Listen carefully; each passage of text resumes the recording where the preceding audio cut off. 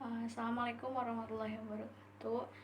Eh, Selamat siang teman-teman semuanya.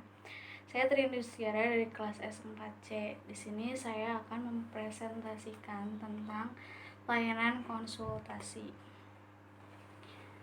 Layanan konsultasi adalah proses membantu klien melalui pihak ketiga atau membantu sistem memperbaiki layanan terhadap klien mereka. Nah, mereka itu mempunyai dua bentuk. Yang pertama itu konsultasi tiga pihak, yang kedua itu konsultasi proses. Layanan konsultasi atau KSI layanan konseling yang dilaksanakan oleh konselor terhadap seorang pelanggan. Nah, konsultasi juga dapat digunakan terhadap dua orang konsulti atau lebih kalau konsulti itu menghendakinya. Nah, konsultasi itu dapat dilaksanakan di sekolah, kantor, atau tempat konsulti bekerja. Dimanapun konsultasi diadakan, suasana yang tercipta harus rileks, kondusif, serta memungkinkan terlaksanakannya asas-asas dan kondusif. Selanjutnya itu tujuan layanan konsultasi.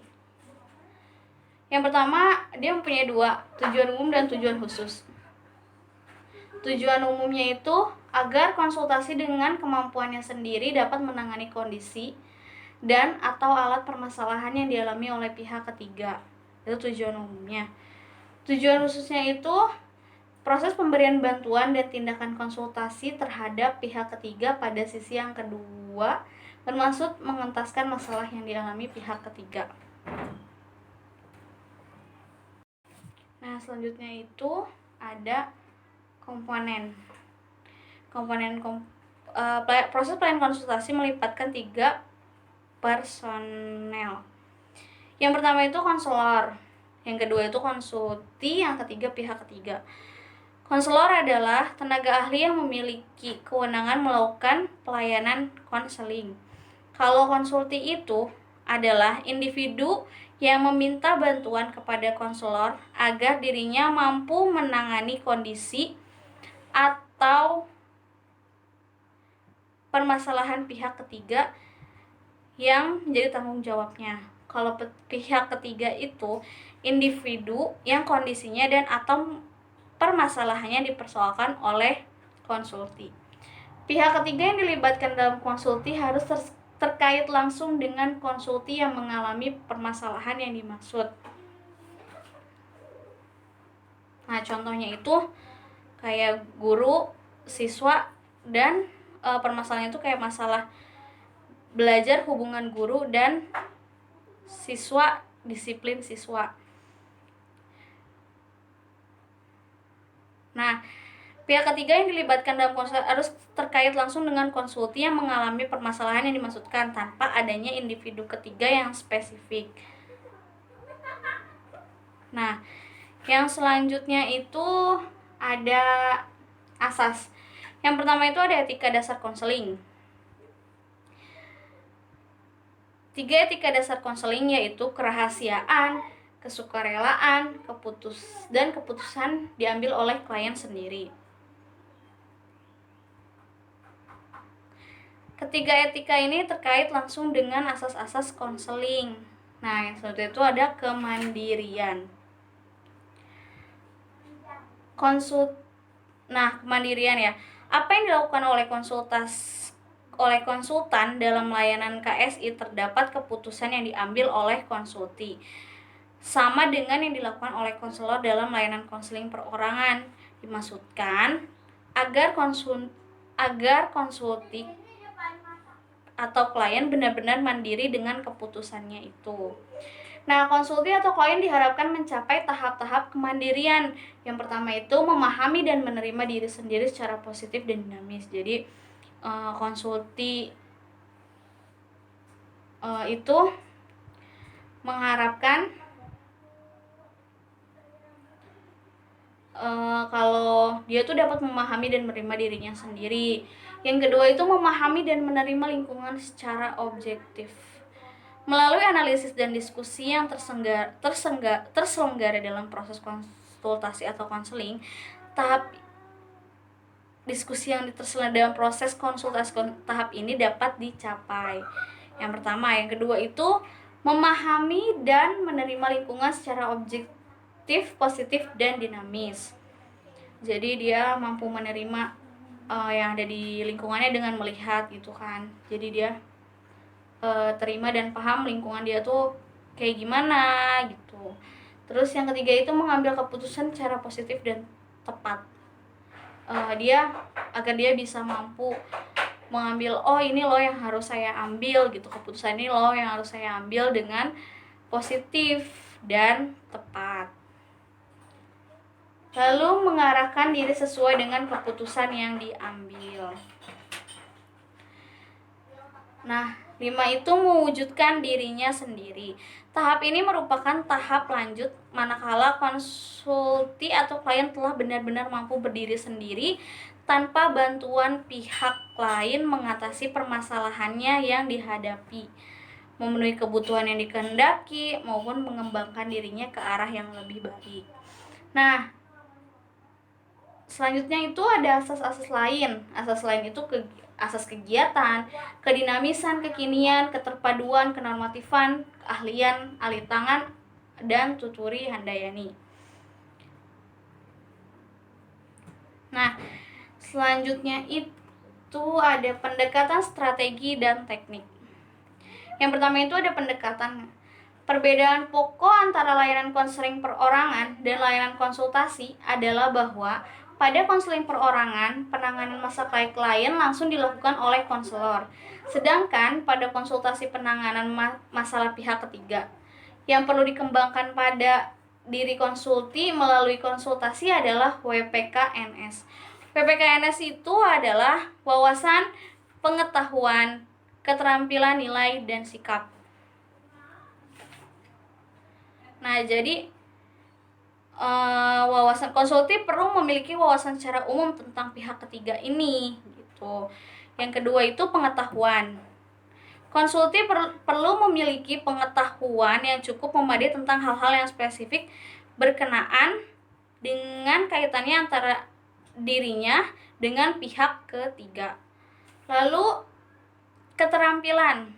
Untuk menangani permasalahan pihak ketiga, konsultif memerlukan sejumlah keterampilan.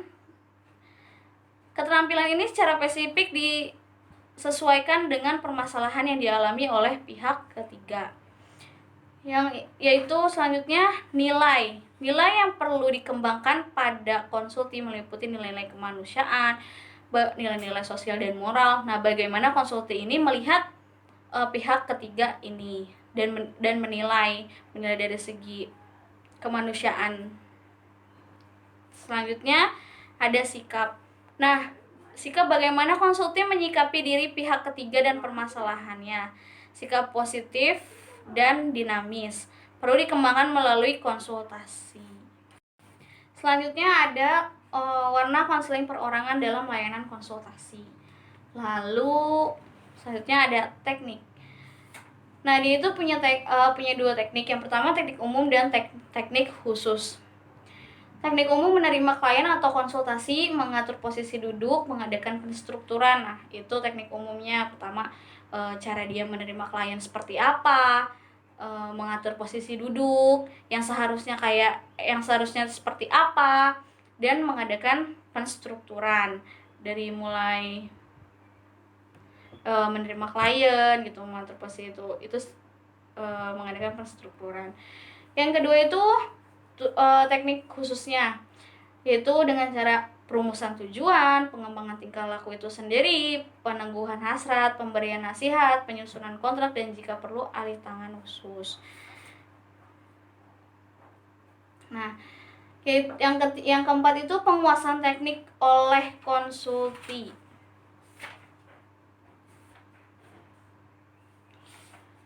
Terus selanjutnya strategi BMB3, yaitu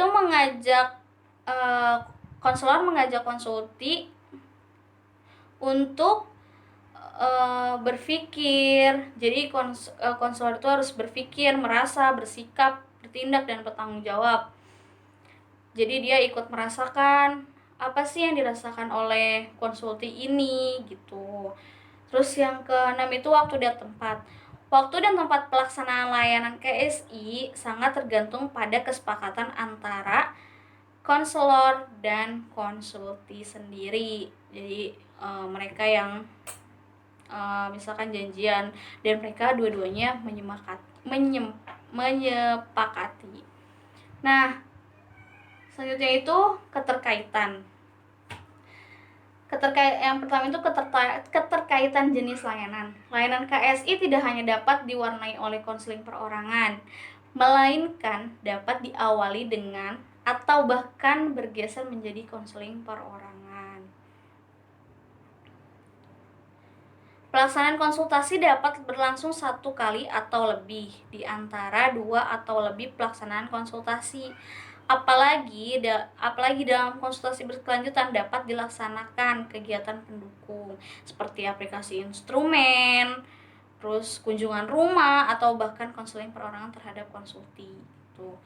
Terus keterkaitan kegiatan pendukung. Konseling dikenal 6 jenis kegiatan pendukung, yaitu ada aplikasi instrumentasi, himpunan data, konferensi kasus, kunjungan rumah, tampilan perpustakaan, dan alih tangan kasus. Kalau aplikasi instrumentasi itu konsultasi dengan seorang guru mata pelajaran yang ingin meningkatkan kemampuan belajar siswa-siswanya memperlakukan data tentang kondisi kegiatan belajar siswa hasil AUM PTSDL sangat diperlukan. Yang kedua itu himpunan data. Data yang menyangkut permasalahan yang dibahas dalam konsultasi, yang masalahnya yang dialami oleh pihak ketiga. Nah, selanjutnya operasionalisasi layanan konsultasi. Layanan konsultasi hendaklah dilaksanakan secara tertib dan lengkap.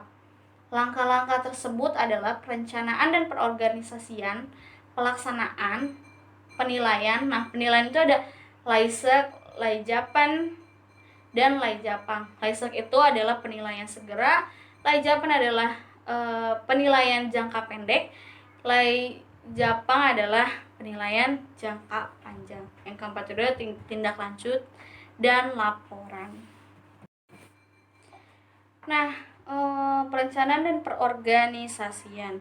Satlan yang lengkap dalam komprehensif seringkali menunggu setelah konselor mengidentifikasi konsulti dengan pihak ketiga serta garis besar permasalahan.